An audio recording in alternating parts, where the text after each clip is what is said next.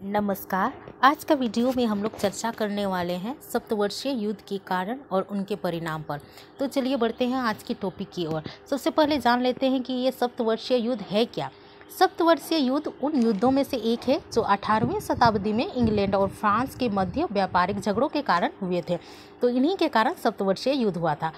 होता क्या है कि ऑस्ट्रियन उत्तराधिकारी युद्ध के समय इंग्लैंड में ऑस्ट्रियन सम्राटों के वसीयतनामों का समर्थन किया गया था, जिसमें मेरिया थेरेसा को गद्दी का वारिस बनाया गया था।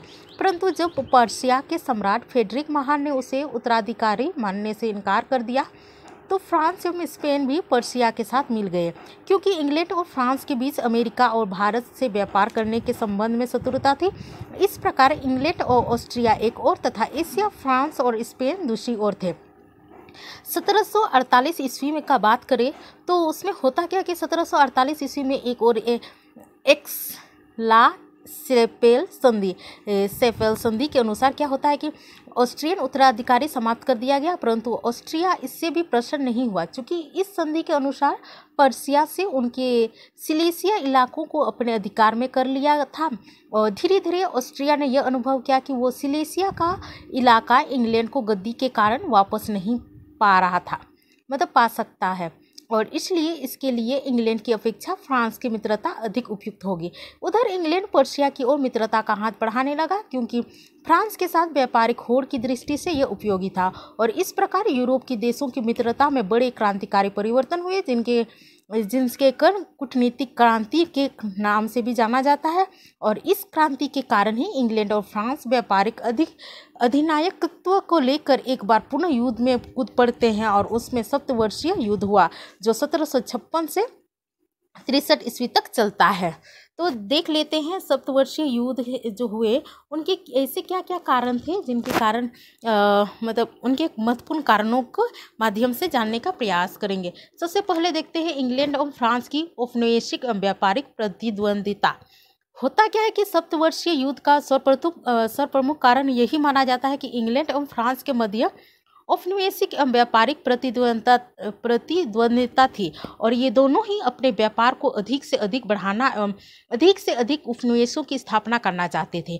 और होता क्या कि भारत में फ्रांसीसी गवर्नर डुप्ले यहाँ के रियासतों के शासकों से मिलकर अंग्रेजों को बाहर निकालने का प्रयत्न कर रहा था, और अमेरिका में ओहियो और आलिघनी नदी की घाटियों पर भी प्रसन्न भी इन दोनों के देशों में शत्रुता थी। फिर व्यापारिक प्रतिद्वंदिता और औपनिवेशिक स्वतंत्रता के कारण दोनों देशों यह चाहते थे कि यूरोप के अन्य राष्ट्रों से सहायता प्राप्त करके एक दूसरे को नीचे गिरा दे। दूसरे पॉइंट के माध्यम से हम देख सकते हैं साइलेसिया की समस्या।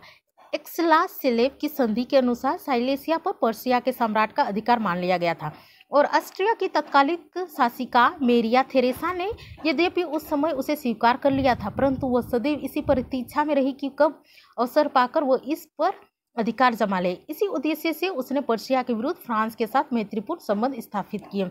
अगला पॉइंट की ओर बढ़े तो फ्रांस और पर्शिया के मध्य प्रतिद्वंदिता।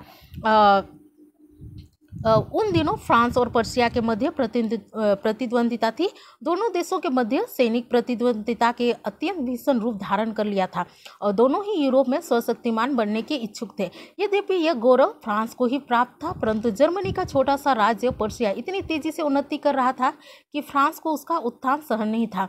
यह भी सप्तवर्षीय युद्ध के आरंभ होने का प्रमुख कारण था। अब देख लेते युद्ध की घटनाएं और उनकी समाप्ति कैसे हुई।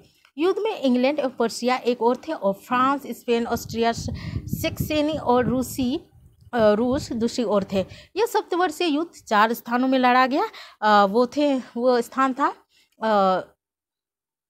भारत, अमेरिका, स्पेन और यूरोप। इन 4 स्थानों में लड़ा गया।